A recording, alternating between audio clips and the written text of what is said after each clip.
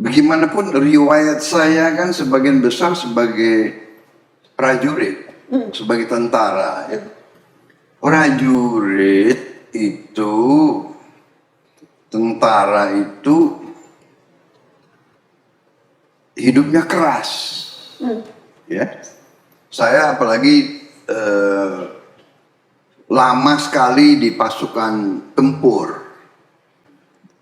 Jadi kalau di prajurit pasukan tempur itu ibaratnya itu harimau, dan mereka kita butuh harimau ini untuk membela negara. Kalau negara kita diganggu, tentara kita mau yang harimau. Ya, pepatah yang diajarkan ya, 1000 kambing dipimpin oleh harimau, kambingnya akan mengaum semua. Nah, kita waktu itu harimau harus dipimpin harimau. Jadi mungkin persepsinya Prabowo itu keras. Ya, Prabowo itu serem begitu kan. Kan saya nggak serem sekarang.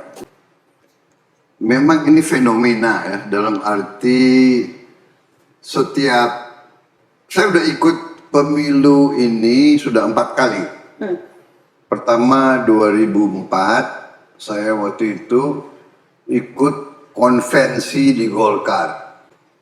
Lumayan, dari 35 calon tersaring kalau nggak salah 18. Dari 18 tersaring 5. Lumayan dong 5, ya kan? Habis itu saya kalau nggak salah nomor 4. Nomor 4 dari 5 atau nomor 5 dari 5. Itu 2004. Habis itu 2009 saya maju sebagai wakil presiden. Calon wakil presidennya Ibu Megawati, ya, bersama PDIP. Baru 2014 saya maju sebagai presiden. Ya sudah 4 kali ikut pemilu, dan memang tiap kali saya ikut, apalagi kalau angka polling saya agak bagus, ya mulai keluar HAM ini dan sebagainya. Ini saya kira dalam kehidupan politik di mana-mana itu biasa. Apalagi demokrasi liberal, lawan itu harus kita turunkan popularitasnya, harus kita istilahnya kalau bisa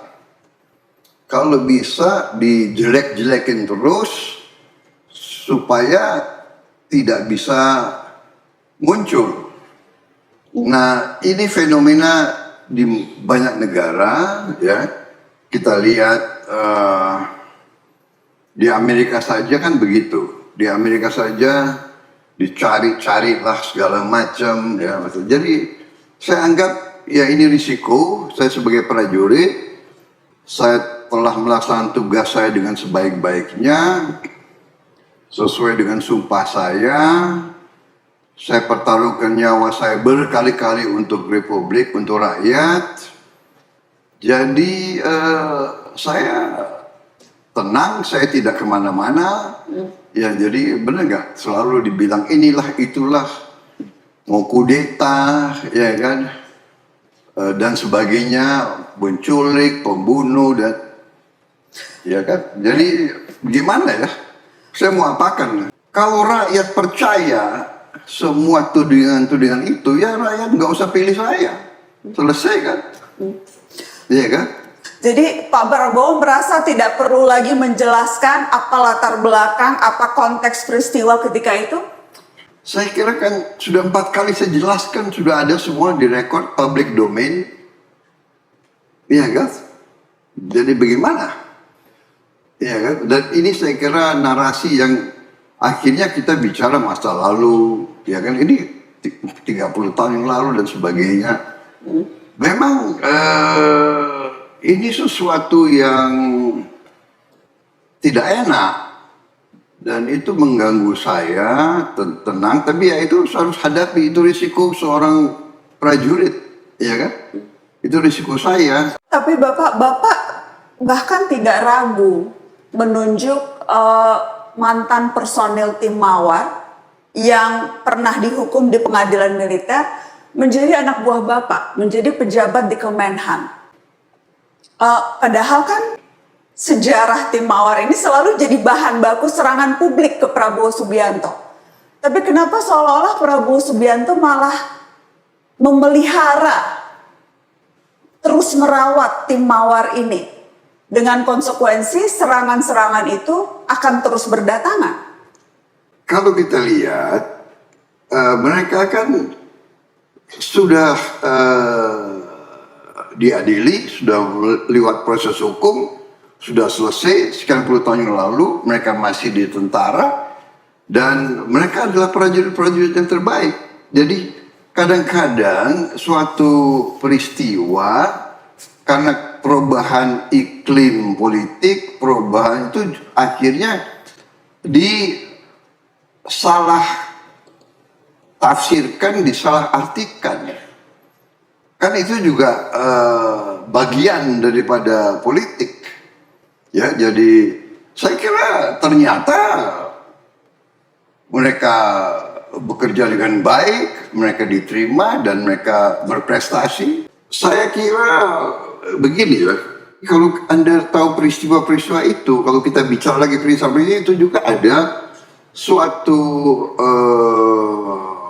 proses di mana dari versi kita sebagai pejabat, sebagai aparat waktu itu, ya kan, kalau ada kasus atau ada